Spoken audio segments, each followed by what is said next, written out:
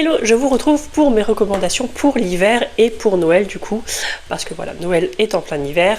Donc que ce soit au niveau roman, au niveau film, peut-être série, je sais plus si j'en ai mis, à prendre, pas forcément pour vous, mais voilà, si ça peut vous donner des idées de lecture ou autre pour cet hiver, passer cet hiver, cette période des fêtes que voilà, je pense que si vous me suivez depuis un moment, vous savez que j'affectionne particulièrement. Voilà, la période d'hiver en particulier du coup autour de Noël, donc à partir du 1er décembre, donc avec les fêtes de fin d'année, c'est ma période préférée. Voilà, moi j'ai toujours ma petite âme d'enfant qui vit et je pense que voilà, ça fait du bien aussi de rester un peu émerveillé face à ces choses. Surtout quand on voit une actualité assez perturbée en ce moment. Donc voilà, je ne vais pas tergiverser plus longtemps, on y va tout de suite. Donc au niveau roman, ça va peut-être vous paraître un peu classique, un peu bateau, mais en tout cas c'est des romans qui m'évoquent vraiment l'hiver. Donc il y a Les Fiancés de l'hiver de Christelle Dabos, donc c'est le premier tome de la série... Je me souviens plus du nom de la série. Enfin bref, je vous mets la couverture par là. Donc les fiancés de l'hiver, on suit Ophélie qui a un don, donc elle peut voir le passé des objets et aussi traverser les miroirs. Et elle va être fiancée malgré elle à Thorn, qui est le dernier du clan des dragons, je crois, et qui vit au pôle, en fait, tout simplement. Donc elle va voyager et elle va aller au pôle, donc un lieu très très froid, hein, et puis vivre sur des espèces d'arches, je pense que vous voyez sur la couverture. Voilà, donc chaque île a sa propre coutume, ses propres lois, etc. Et on va découvrir un complot. Je vous en dis pas plus, mais voilà, dans tout le premier tome, en fait, elle découvre cet univers du froid, entre guillemets, et elle va découvrir Thorn, qui est un personnage très froid, très mystérieux, très... Voilà, il reste de marbre à chaque fois, mais bon, au fur et à mesure, on va découvrir sa fragilité, et voilà, des sentiments vont naître, etc. Je pense que c'est un secret pour personne, mais voilà. C'est vraiment le premier tome qui me fait beaucoup plus penser, parce que je crois que les autres ne se passent pas spécialement au pôle Nord, au pôle. Mais voilà, en tout cas le premier tome, et puis la couverture bleue fait très très froid aussi. Donc voilà, moi je vous conseille, j'ai beaucoup aimé la saga. Alors j'ai eu un petit bémol pour le 4e tome qu'on attendait depuis un moment, et j'avoue que j'étais un peu... Voilà, je suis restée un peu sur ma faim, mais globalement c'est une très très bonne saga de... jeunesse young adulte, je sais plus trop dans quelle catégorie il est, mais en tout cas voilà, moi je vous la recommande. Ensuite, dans les lectures que je pourrais classer dans les recommandations d'hiver, c'est du coup le roman de Martha Hall Kelly qui s'appelle Le lilas ne refleurit qu'après un hiver rigoureux. Donc là c'est un roman historique qui se passe pendant la guerre mondiale et où on suit 3 jeunes femmes, donc un médecin allemand, enfin une, je sais pas si on dit une médecine mais un médecin femme du coup allemande, du côté allemand, du coup qui fait des expérimentations des expériences du coup sur les réfugiés qui sont dans les camps de concentration. Vous avez une française qui est, je crois, alors, attendez, je me souviens plus trop de ce qu'elle fait. Non, elle n'est pas française, elle est exilée, elle est aux États-Unis en fait, et elle est-ce que c'est ça? Je me souviens plus trop. Parce que je crois que je crois, parce que j'en ai lu tellement sur la guerre mondiale en ce moment. En fait, il y en a une, c'est une jeune fille polonaise qui fait partie de la résistance, et l'autre, il me semble que du coup, elle est aux États-Unis, et en fait, elle l'aide, elle envoie des paquets en fait pour les enfants devenus orphelins, etc. Donc on va suivre le destin de plusieurs femmes, et voilà, il y a forcément un camp à choisir, mais voilà, là c'est pas le but en fait de l'histoire, c'est vraiment le but de voir les deux côtés. Et en fait on voit par exemple que la jeune femme allemande en fait se pose des questions en fait sur ce qu'elle fait, bien qu'elle continue, parce qu'en fait elle a peur aussi des retombées de des hauts gradés en fait, tout simplement. Ça ne justifie en rien, je suis d'accord, mais voilà, c'est pour vous un peu vous montrer les différents points de vue. Et voilà, donc forcément ça se passe pendant l'hiver, ça se passe dans des camps de concentration, donc voilà, vous avez un peu tout ce côté très froid. Alors après le titre aussi est dans le lilas ne refleurit qu'après un hiver rigoureux, mais c'est... Voilà, il y avait des scènes très dures, mais je trouve que c'est un roman intéressant au point de vue historique. Donc voilà, si vous lisez des romans historiques, vous êtes habitué, je pense que c'est pour vous. Après, si vous n'êtes pas trop habitué, surtout aux scènes un peu dures, et que vous êtes un peu trop sensible à cette période-là, je vous le conseille pas trop, mais en tout cas, je pense que c'est une lecture à faire du coup pendant cet hiver. Après, moi, je ne l'ai pas lu en hiver, je l'ai lu en été. Donc, rien à voir. Mais voilà, je vous le conseille aussi pour cet hiver. Ensuite, je ne vais pas passer sur toutes les romances de Noël que j'ai lues, parce qu'il y en a énormément, j'en lis 2 ou 3 chaque mois de décembre. Mais je vous conseille particulièrement ceux de Clarisse Sabar. Donc moi, j'ai lu les 3 ou 4. En fait, ce sont des tomes compagnons, mais c'est une saga. En fait, ça se passe dans la même ville. On revoit certains personnages des anciens tomes. Donc moi, je crois que j'ai lu les 4. Et là, je vais bientôt lire La douce magie de Noël, qui est sortie cette année. Oui, c'est ça, cette année. Parce qu'elle en sort un chaque année. En plus d'un roman aussi en cours d'année. Et voilà, moi j'aime bien, parce que Clarisse Sabar, déjà, ces romans, c'est un petit peu des bonbons pour moi. Donc il y a parfois des sujets un peu durs, un peu... Voilà, pas très joyeux dans ces romans, mais il y a toujours une belle fin. Et voilà, c'est un peu cocooning, surtout dans les romances de Noël qu'elle fait. Et donc voilà, moi c'est toujours un plaisir de la retrouver chaque année, que ce soit dans ses romances de Noël ou ses romans un peu plus classiques, un peu plus historiques. Mais voilà, moi je vous recommande en tout cas, si vous cherchez des romances de Noël voilà, qui sont vraiment cosy, doudou. Et je vous recommande aussi ceux de Jenny Colgan. Alors là, je viens de finir par exemple Noël à la charmante librairie, mais en fait ce sont des sagas où vous avez toujours plusieurs tomes avant d'avoir celui qui se passe à Noël. Par exemple, j'avais lu La petite boulangerie du bout du monde, et vous aviez La petite boulangerie du bout du monde, le 2e tome, je ne sais plus ce que c'était, et Noël à la boulangerie. Enfin voilà, et là c'est pareil, il y avait plusieurs tomes, donc... le premier tome, c'était quoi déjà je sais plus quoi, à la charmante librairie. J'avoue, je m'en souviens plus, il y avait 3 tomes avant, et puis là, c'est Noël à la charmante librairie. Donc voilà. Après, ils peuvent se lire indépendamment, parce que comme Clarisse Sabar, ce sont à chaque fois des personnages différents que l'on suit. Après, on en voit quelques-uns des tomes précédents, mais ça ne joue pas du tout sur la compréhension de l'histoire. Et ça se passe toujours dans la même ville. Donc là, en l'occurrence, on est en Écosse, du coup, à Édimbourg, voilà, pendant les 4 premiers tomes. Donc c'est pareil, là, c'est des petits bonbons, comédie romantique, voilà. Typiquement un peu le téléfilm de Noël qu'on voit à la télé à cette période-là. Moi, vous savez que les romances clichés, les phrases bateaux, les intrigues très prévisibles, je suis pas très fan. Mais bizarrement, quand ça concerne les romances et les comédies romantiques de Noël, bah là, ça passe crème en fait, parce que c'est ce que j'attends tout simplement, et en fait je réfléchis pas, et voilà, je passe un très bon moment. D'ailleurs, celui-ci, je l'ai lu en lecture commune avec ma sœur. Je crois que c'est la 2e lecture commune qu'on fait. La première, c'était Jane Eyre. Enfin bref. Du coup, je vous recommande particulièrement ces 2 autrices. Après, je sais qu'il y en a beaucoup plus. J'en avais lu aussi d'autres. J'avais aussi lu une romance de Noël de Lucie Castel, etc. Mais j'avoue que celle avec qui, en qui j'ai une confiance aveugle, entre guillemets, c'est Jenny Colgan et Clarisse Sabar. Ensuite, au niveau roman, alors là, c'est pas vraiment hivernal, mais je trouve que c'est une lecture parfaite pour l'hiver. C'est A Song of Silver Flame Like Night de Amélie Wen Zhao. Donc là, c'est la version... je sais jamais, Illustrated, je crois, donc qui est très très belle, et voilà, la couverture fait très hivernale, même si le roman ne se passe pas en hiver. Donc là, en fait, on va suivre 2 protagonistes. Donc Lan, en fait, on est dans une contrée qui a été conquise par les Elentians, donc voilà, qui ont conquis le territoire et qui ont imposé leur culture. Et en fait, du coup, par exemple, Lan ne s'appelle pas Lan de base, mais en fait, ils ont fait changer tous les prénoms d'origine de ce pays pour correspondre aux Elentians, en fait, tout simplement. Et donc Lan est orpheline depuis que sa mère a été tuée par les Elentians, justement, et elle se retrouve avec une marque au poignet. Elle ne sait pas ce que c'est sa mère qui lui a faite juste avant de mourir. Et on va suivre aussi comment s'appelle-t-il déjà? J'avoue que j'ai un trou parce que je l'ai lu il y a un moment. Alors attendez, Zen, c'est ça, Zen, qui est un practitioner, donc en fait entre guillemets un magicien. Donc la magie a été bannie forcément avec l'arrivée des Elentians, et lui, donc il y a une école un peu secrète en fait, et lui c'est un practitioner, et il va découvrir du coup la marque de Lan, et il va essayer de l'aider à découvrir ce que c'est. Et en fait derrière tout ça, vous avez toute une mythologie chinoise basée sur des demon gods, donc des dieux démons. Donc vous avez le tigre, le phénix, le dragon et la tortue. Et en fait, vous pouvez faire appel au pouvoir des dieux démons, mais en échange, au fur et à mesure que vous utilisez leur pouvoir, suite à un pacte bien sûr, ils prennent possession de votre corps, de votre âme et de votre esprit, et donc au bout d'un moment, vous vous perdez. Donc en fait, voilà, il y a une contrepartie, à faire très attention, et voilà. Et puis il y a une magie aussi basée sur les comment on appelle ça ?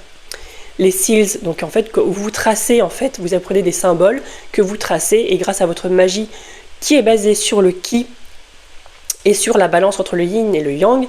Ça, je trouvais ça super intéressant d'ailleurs. Donc le ki, qui est l'énergie spirituelle qui circule partout. Vous pouvez créer des symboles et du coup des seals en anglais, et qui vous permettent de faire des choses, donc soit guérir, soit créer un bouclier, soit voilà, plein de choses.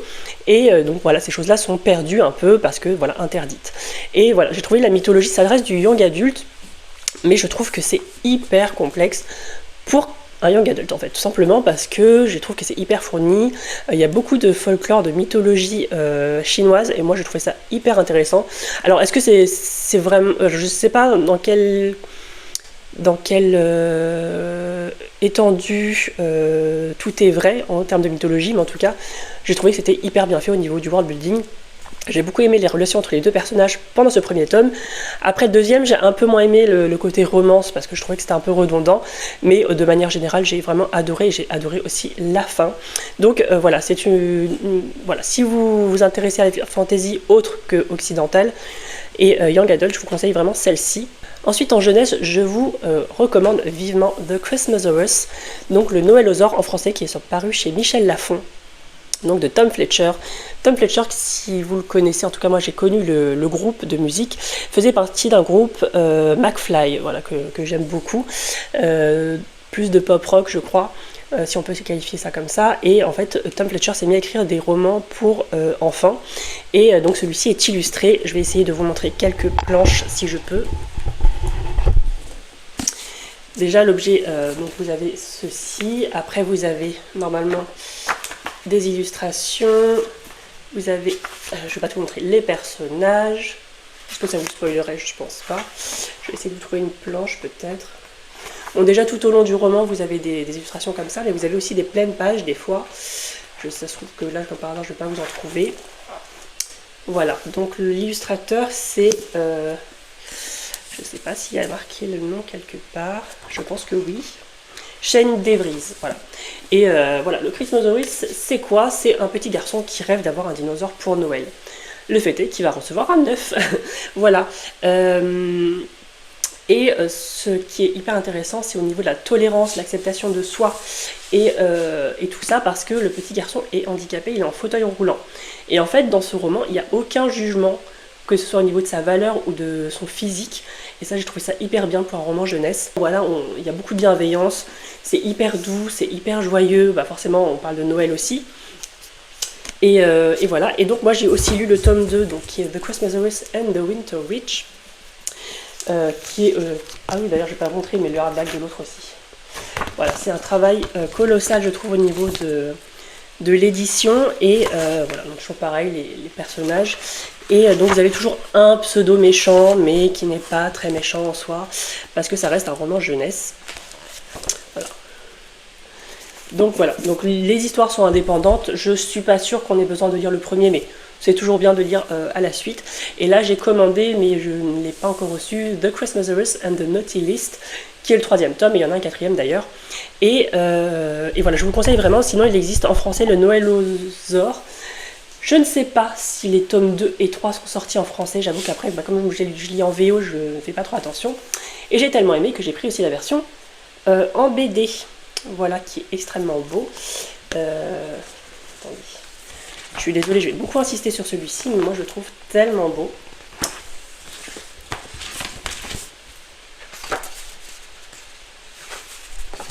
Voilà, hop.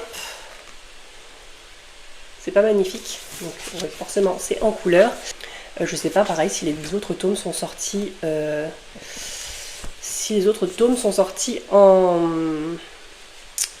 en français, il faudrait que je regarde. Alors pour être original, je vais aussi mettre Six of Crows ou même la saga Grishaverse dans la recommandation. Pour moi c'est vraiment des sagas à lire en automne voire hiver. Voilà, pour moi c'est vraiment cette ambiance un peu froide, un peu brumeuse. Voilà, où bah forcément on parle de gang, etc. Et moi c'est vrai que j'assimile beaucoup ça à l'automne, voire hiver. Et voilà, moi vous savez, Leigh Bardugo, j'adore le Grishaverse. J'ai une préférence pour Six of Crows et King of Scars plutôt que la trilogie Shadow and Bone. Mais voilà, j'ai beaucoup aimé, j'ai découvert avec Shadow and Bone. Et Six of Crows, Et King of Scars sont un peu plus matures parce que forcément ils ont été écrits après. Ce sont 2 duologies et donc voilà. Donc Six of Crows, si vous avez suivi un peu la série Netflix, ça tourne autour de Kaz, plus principalement avec le casse en fait qu'ils doivent faire, etc.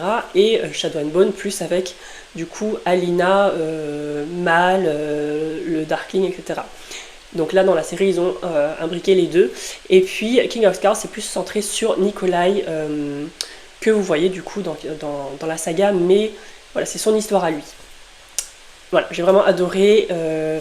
J'ai vraiment été déçue quand j'ai vu que la série n'était pas continuée. Mais bon, voilà, on peut pas tout avoir. Mais en tout cas, c'est une saga que je vous recommande, si vous avez vu la série Netflix, à lire aussi, parce que la série est vraiment différente. Même si je trouve que les personnages, en tout cas les acteurs qui jouent les personnages correspondent bien à l'imagination, à l'image que je m'étais faite de ces personnages en lisant les romans. Mais je pense que les romans apporteront un plus si vous avez vu la série. Je vais m'arrêter là pour les recommandations de romans et je vais vous parler de films. Alors forcément, alors moi c'est ma génération, peut-être que les plus jeunes ne connaîtront pas ou trouveront ça un peu kitsch, mais moi c'est Maman j'ai raté l'avion et Maman j'ai encore raté l'avion. Voilà, où on parle d'un petit garçon qui a été oublié par ses parents le jour de Noël. Donc chez lui dans le premier et en fait il prend un mauvais avion dans le deuxième et il va ailleurs. Et en fait voilà, vous avez 2 voleurs qui essaye en fait soit d'entrer chez lui, soit de voler quelque chose, etc. Et le petit garçon en fait va défendre sa maison par les moyens du bord en fait, donc avec des briques, des sacs de farine, enfin voilà des choses comme ça. Voilà, c'est très très jeunesse, mais moi j'ai été bercée avec ça, donc j'étais très petite aussi, hein. Mais c'est vrai que c'est vraiment les romans un peu, enfin pas les romans, c'est vraiment un film doudou en fait à regarder chaque hiver. Alors moi je regarde pas ça chaque hiver, mais je sais que ça passe souvent à la télé et de temps en temps du coup je regarde. Et ça me rappelle énormément de souvenirs parce que je regardais ça en famille. Et je me souviens encore qu'on regardait ça avec mon oncle et ma grand-mère et qu'on était mortes de rire devant. Voilà, ça peut paraître kitsch pour les moins de 25 ans, mais en tout cas pour ma génération à moi, voilà, c'est un incontournable de Noël. Ensuite, je vais vous parler de films d'animation. Alors, il y a un classique pour moi, c'est le film Anastasia, où on suit du coup Anastasia, donc la dernière des Romanov, qui a pu réchapper à la rébellion en fait. Et qui a été plutôt sanglante, mais bon, on le voit pas dans le film, enfin dans le film d'animation. Enfin, non, c'est un dessin animé. Et en fait, elle a perdu la mémoire, donc elle est orpheline, elle vit dans un orphelinat, etc. Et on suit aussi... comment s'appelle-t-il déjà? Donc vous avez Vladimir et... je me souviens plus de son prénom, donc le jeune homme en question, le Love Interest, qui en fait fait des auditions pour trouver une sosie d'Anastasia, et pour empocher la récompense, parce que la grand-mère d'Anastasia recherche sa petite fille et offre une récompense en fait en retour. Donc voilà, il y a toute une histoire comme ça, forcément il y a une romance, et voilà, ça se passe pendant une bonne partie en hiver, et voilà, moi j'ai adoré la romance, j'ai adoré les dessins, les décors, vous avez aussi une chauve-souris qui parle, ça c'est vraiment un petit plus je trouve par rapport à l'histoire. Vous avez toujours Rasputin, le sorcier un peu malfaisant, voilà, qui cherche à avoir le pouvoir, enfin voilà, vous avez beaucoup de choses comme ça, vous avez des belles robes, voilà, des balles. Voilà, c'est vraiment un dessin animé pour moi qui est incontournable, que je regarde très très souvent et que je ne me lasse pas de regarder. C'est féerique, voilà, c'est romantique, c'est aussi très drôle. Il y a beaucoup de chansons, je connais encore les paroles alors que je regardais ça quand j'étais petite. Donc voilà, moi c'est vraiment... On n'en parle pas beaucoup, je trouve qu'on parle beaucoup de La Belle et la Bête, etc. Mais honnêtement, si vous regardez Anastasia, vous allez oublier tout ce qui est La Belle et la Bête. Bon, pas oublier, mais en tout cas, vous allez peut-être les mettre à la même hauteur. Donc tout ce qui est La Belle et la Bête, ou les films comme ça avec beaucoup de chansons.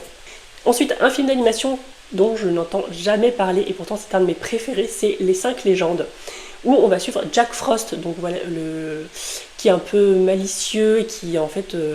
fait beaucoup de bêtises, donc il est lié à la glace, à l'hiver, etc. Je ne sais pas si vous connaissez le mythe de Jack Frost.